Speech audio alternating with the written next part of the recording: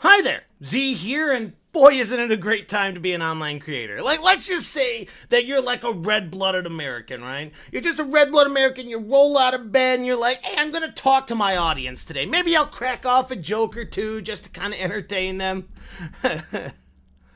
Or maybe you'll inform all of them about the globalist, interdimensional, pedophile lizard aliens infiltrating the world's government to oppress the working class like me, and then boom! They take away everything from you because the globalists are scared. The globalists are scared, and they think that they can just take everything away from you, and then you'll be nothing but a dog. But they're the dogs here. They're the scared little mutts that just want to take everything away from you. But we're gonna take away stuff from them because the middle class here has hands full of callous courage and ball sacks full of pride, and I'm not gonna take this anymore! Which is why I'm going to be doing my next review on a very Orwellian type of game that I played in the past when it was an alpha and it just recently, came out of alpha. So I'm going to be playing that and make sure that you really tighten down your aluminum foil helmets here because you don't want your mind possessed by the overarching globalist government during this review because it's a good review. It's a good one. Trust me on that. So hope you guys have a good time and fucking globalist government.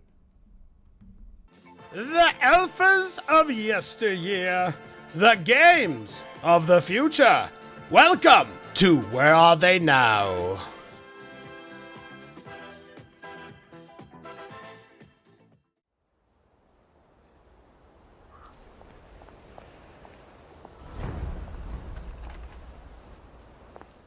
Now, I'm not going to pussyfoot around for anyone coming to this review looking for a negative one where I grease up this game's little starfish and put it to shame without calling it the next day. You are shit out of luck because this is, by far, hands down, the top example of a Kickstarter done the best it possibly could. Yeah, starting off with like a sandbox alpha to help gain revenue and get some hype for the game without giving too much away, get some financial help from other developers interested in this game, craft a fucking phenomenal final game with an interesting story, funny and likable characters, unique game mechanics, and a colorful and creepy world. It's just fantastic. It's exactly what it is. Now, full disclosure, at the beginning when I did download the actual game, I was lackluster because the alpha was really walking around, gathering materials, talking to the crazy indigenous population, and just kind of get a grasp of where the game is going with no real direction on the end game. Which is pretty much what I thought it was going to stay, to be fair. I thought that the compulsion games would say, go ahead and walk around, find stuff to do, go ahead and craft some stuff, eat and drink whenever you're hungry or thirsty, because this is a survival game. Do whatever you want, we'll be over in the corner counting our money. But much to my surprise, after the beginning scene, which is pretty much the same, it's the main protagonist, Arthur Hastings, censoring articles from the past in a very dystopian, sans free speech, Great Britain-esque world.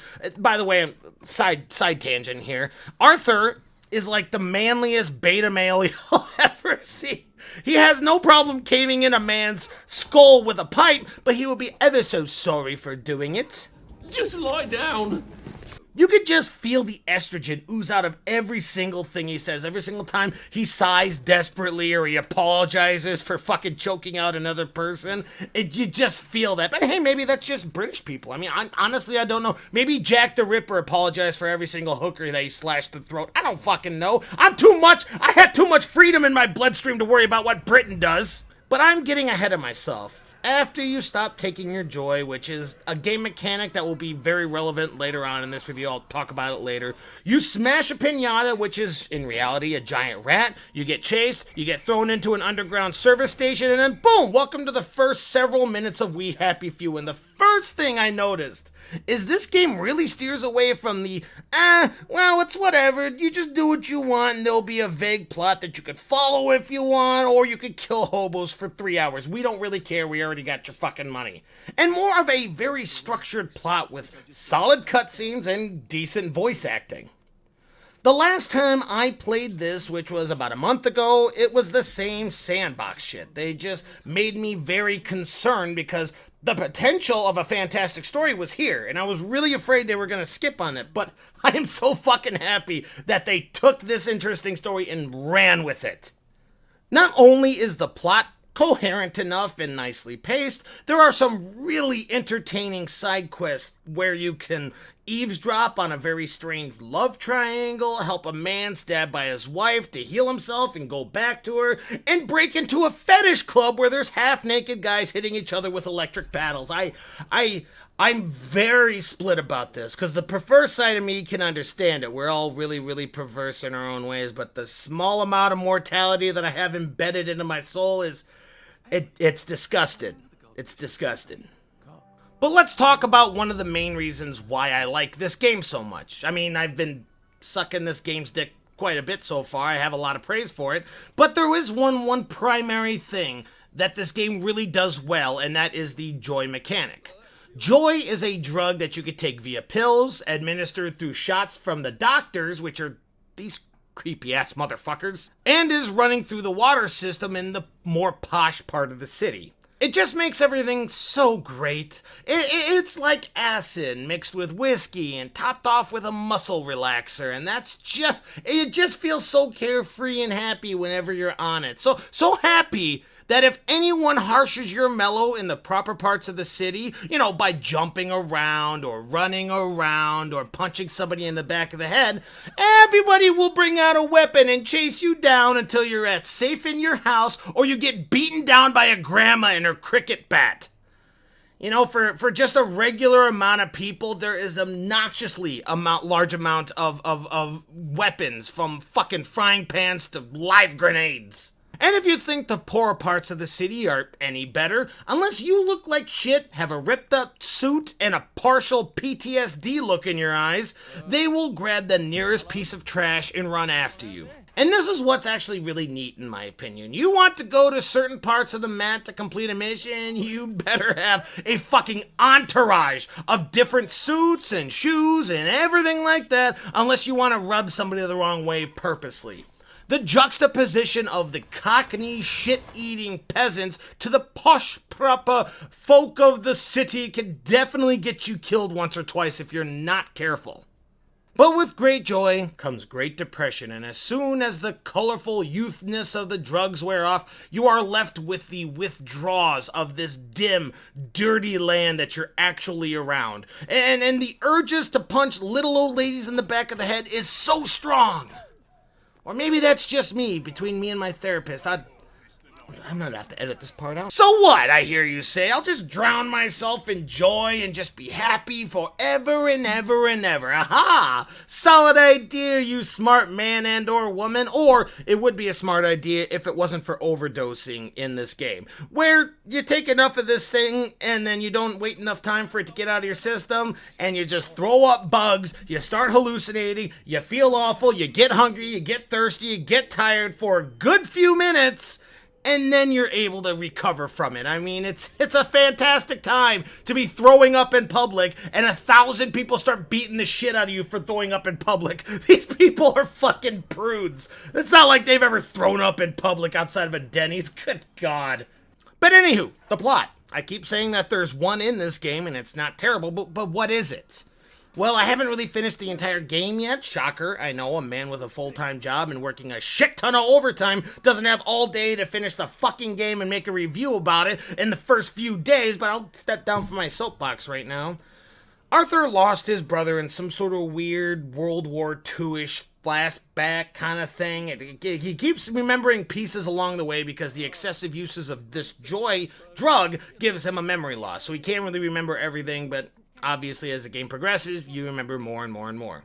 All he knows is that he needs to make it to Germany to find his brother and help him after these many, many years separated. Not the most interesting plot, admittedly, but it gets you from one point to the other, actually. So, Z, this is a perfect game. Well, that's pretty rare. Let me grab my $60 to buy... Whoa, hold on there, partner. It's not perfect. This is no Wolfenstein, my dudes, but it's really close. It really is. There are a few things. For one, the mouthing is a problem. Every so often you can notice that the lip movements are different. They're off. They're like a second quicker than the actual audio, which is slightly distracting with how much it actually happens. And as soon as you run into multiple AIs and you're trying to hide from them, you might as well hit the Benny Hill music and watch them as they go astonishingly brain dead and just run around in the same fucking area looking for you.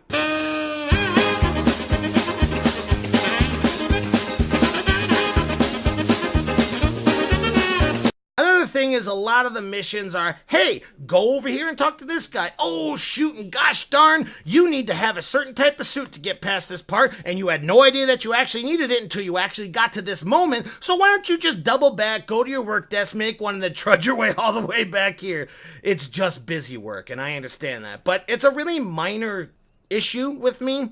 Simply for the fact that this game gives you a lot of runarounds, but because everything is so interesting, you're bound to find something on the way back. Like, I would be like, ah, fuck me, I need to have a worker's uniform to convince this guard to let me through. I guess I'll quick travel back to my safe house, make it up, dose myself with joy, and... Oh, what's this? What's this? A scary mansion that I need to be high as fuck to even get through the gate? To slowly choke out an entire cult trying to summon a Cthulhu monster? Huh. What do you know? That's a fantastic thing. A lot more exciting than what I'm doing right now. That main plot can wait. For anyone out there looking for a great single-player game with an interesting story, fun characters, silly moments, and some actual dark scenes, I would 100% suggest this. Keep this in mind, they are selling the game at a full $60. This is a full-fledged game because there is multiple hours worth of single-player gameplay on this, which can dissuade some of you. Some of you want that multiplayer because it feels like you get more bang for your buck, and I can understand that.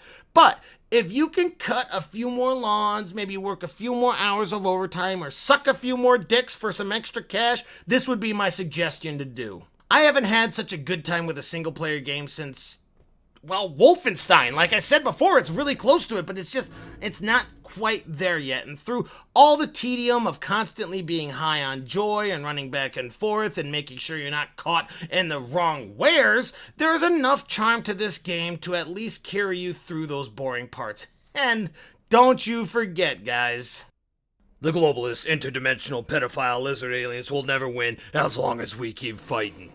This has been Z-Wars. Cheers.